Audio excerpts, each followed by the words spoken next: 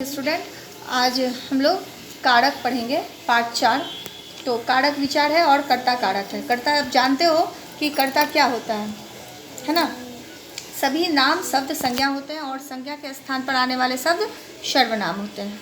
ठीक है, संज्ञा और सर्वनाम शब्द को संस्कृत भाषा में प्रयोग करने के लिए उसके कुछ विशेष नियम दिए गए हैं। यानी कि संस्कृत का जो प्रयोग होता है संज्ञा और सर्वनाम का, उसका कुछ अलग अलग भी उपयोग हम लोग करते हैं संस्कृत भाषा में प्रयोग करने के लिए, तो उसी का इसमें दिया गया है। ठीक है, तो यहाँ पे है बच्चे जो हैं, बहुत सारे बच्चे हैं और वो गेंद से खेल रहे हैं। तो यहाँ खेलने का काम बच्चे कर रहे हैं, इसलिए वो कर्ता हुए। यानी कि कर्ता पहले क्या होता है, कर्ता आप समझिए क्या होता है। कर्ता जो होता है जो काम करता है ना, मतलब जिसके द्वारा काम किया जा रहा होता है वो कर्ता होता है, और जो वो काम कर रहा होता है वो कर्म होता है। जैसे बालक पढ़ता है, बालक पढ़ता है तो बालक हो गया कर्ता, और पढ़ना जो हो गया उसका क्रिया हो गया, यानी कि वो काम कर रहा है। ठीक है, इसीलिए कहा जा रहा है बालका, देखिए यहाँ पे लिखा हुआ है वे कर्ता है। बालक संज्ञा शब्द में कर्ता कारक की प्रथमा विभक्ति लगी हुई है, लगाकर बहुवचन में बालका बना देते हैं। बालका होता है एक वचन में और बालका होता है बहुवचन में। ठीक है, बच्चे किसी वस्तु से खेल रहे हैं तो उत्तर मिलता है कंदुकेन। किस वस्तु से खेल रहे हैं, से का जहाँ प्रयोग होता है वहाँ पे तृतीया विभक्ति का प्रयोग हुआ है, यहाँ पे इसलिए कंदुकेन का प्रयोग हुआ है, अर्थात गेंद से।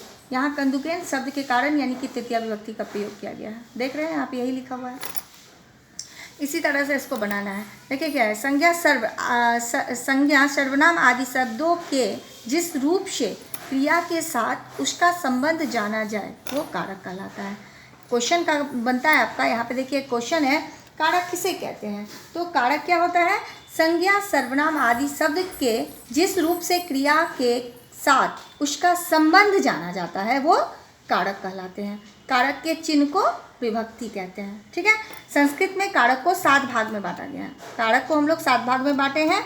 आप यहाँ पे देख रहे हो ये सारा बना हुआ है और ज़्यादा कुछ इस लेसन में नहीं है। कारक का ये सारा भेद है, कर्ता, कर्म, करण, संप्रदान, आपादान, संबंध, अधिकरण, और ये सारी विभक्तियाँ हैं। कर्ता हो गया प्रथमा विभक्ति, कर्म द्वितीया, करण तृतीया, इस तरह से यहाँ पे दिया हुआ है, देख रहे हो।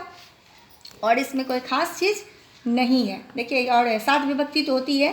संस्कृत के आचार्य संबोधन को अलग से कारक नहीं मानते हैं। वो बोलते हैं कि नहीं, हम लोग जैसे बनते हैं ना, पढ़ते हैं ना संबोधन, तो संबोधन जो होता है मतलब संस्कृत के जो व्याकरणाचार्य हैं, विद्वान लोग हैं, वो कहते हैं नहीं, वो अलग नहीं है। संबोधन जो होता है वो प्रथमा विभक्ति के तरह होता है ना। देखिए यहाँ पे क्योंकि क्रिया के साथ संबोधन का कोई प्रत्यक्ष यानी कि सीधा संबंध नहीं होता है, इसलिए इसका प्रयोग बुलाने के लिए नहीं किया जाता। जैसे हे राम, हे शिव, हे गोपाल इत्यादि। विशेष संबोधन शब्द सामान्यतः कर्ता कारक अर्थात प्रथमा विभक्ति का रूप है, जिसके साथ हे अव्यय जोड़ दिया जाता है। हे जो है अव्यय है। साथ ही यह ध्यान रखें कि सर्वनाम शब्दों के संबोधन रूप को नहीं देखते हैं। सीधे से बच्चे आप लोग ये समझिए कि कारक किसे कहते हैं इस लेसन में जो दिया गया है, और कारक को संबोधन क्यों नहीं माना जाता है। तो संबोधन इसलिए नहीं माना जाता है क्योंकि उसका जो संबंध होता है सीधा क्रिया से नहीं होता है ना, इसलिए इसका हम लोग जो है संबोधन नहीं मानते हैं। ठीक है, इसके बाद इसके यहाँ पे देख सकते हो कि आप नट शब्द रूप है, इसमें कारक का चिन्ह दे करके बताया था। उस दिन मैंने आप लोग को यह भी बताई थी कि कारक चिन्ह भी याद करना पिछले क्लास में। तो खैर आप लोग फिर से इसको याद करना। और यहाँ पे जो आप देख रहे हो क्वेश्चन आंसर है, कारक किसे कहते हैं, कारक के कितने भेद होते हैं, और संबोधन को कारक क्यों नहीं माना जाता है। तो पहले आप कारक जाना, तब मैं कल कर्ता कारक बताऊँगी। Okay, thanks.